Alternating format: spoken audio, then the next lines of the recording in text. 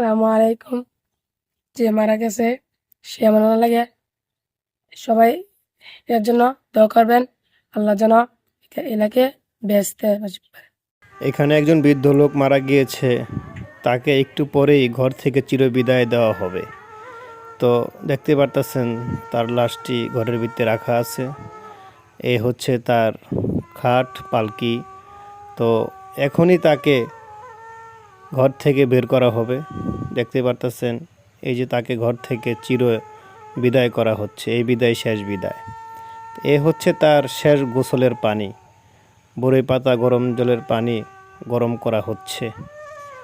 আর এ হচ্ছে তাকে এখানে শোয়ানো হয়েছে, তাকে এই শেষ গোসল দেওয়া হবে। এটাকেই বলে চিরবিদায় শেষ গোসল। তো তাকে নিয়ে যাওয়ার জন্য যে পালকি, সেই পালকিটা ঘরের দুয়ারে রাখা হয়েছে।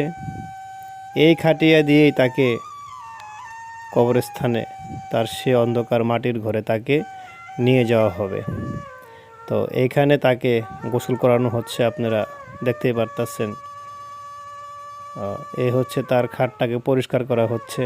আর এই যে তার সেই কাপড়, সাদা কাপড়ে তাকে মুড়িয়ে দেওয়া হয়েছে সুন্দর করে। সে তার খাটিয়ার ভিতর শুয়ে আছে। এখন তাকে এখানে রাখা হলো কিছুক্ষণের জন্য। সুন্দর করে উনি এখানে চিরনিদ্রায় ঘুমিয়ে আছে। তো তাকে এখন নিয়ে যাওয়া হচ্ছে তার সেই আসল ঠিকানায়, তার সেই অন্ধকার মাটির ঘরে তাকে নিয়ে যাওয়া হচ্ছে। চারজন কাঁধে করে তাকে নিয়ে যাওয়া হচ্ছে। এরকম সবারই একদিন চারজনের কাঁধে করে যেতে হবে।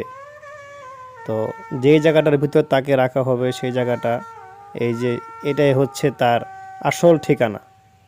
আমাদের সবারই কিন্তু এই ঠিকানাটা, ঠিক আছে?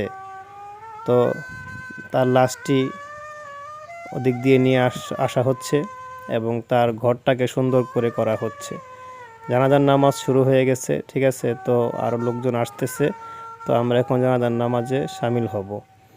তো জানাজার নামাজের আগ মুহূর্তে তার আত্মীয় স্বজন যারা আছে তারা তার সবার কাছ থেকে দোয়া চেয়ে নিচ্ছে এবং কোনো দেনা পাওনা থাকলে সেগুলো বলে নিচ্ছে আর কি।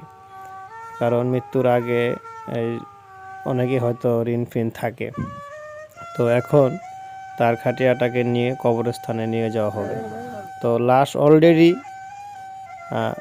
মাটির ঘরে রেখে দেওয়া হয়েছে। এই হচ্ছে চিরবিদায়, ঠিক আছে? এই ঘরটাই কিন্তু সবার জন্য আসল ঘর, আসল ঠিকানা। এই ঘর ছাড়া কিন্তু আপনার একটি ঘরও কিন্তু আসল ঠিকানা নয়, সবই নকল। তো তাকে অলরেডি মাটি দেওয়া হয়ে গেছে, ঠিক আছে? মাটিগুলি দিয়ে দেওয়া হলো। তো সুন্দর করে তাকে মাটিগুলি দিয়ে দেওয়া হচ্ছে। তো যে মানুষটা কালকেও জীবিত ছিল, আজকে সেই মানুষটা কিন্তু আর নেই। ওই ঘরটা থেকে বিদায় হয়ে তার আসল ঘরে সে এখন শুয়ে আছে। তাহলে সবারই একদিন আমাদের এই ঘরে চলে যেতে হবে।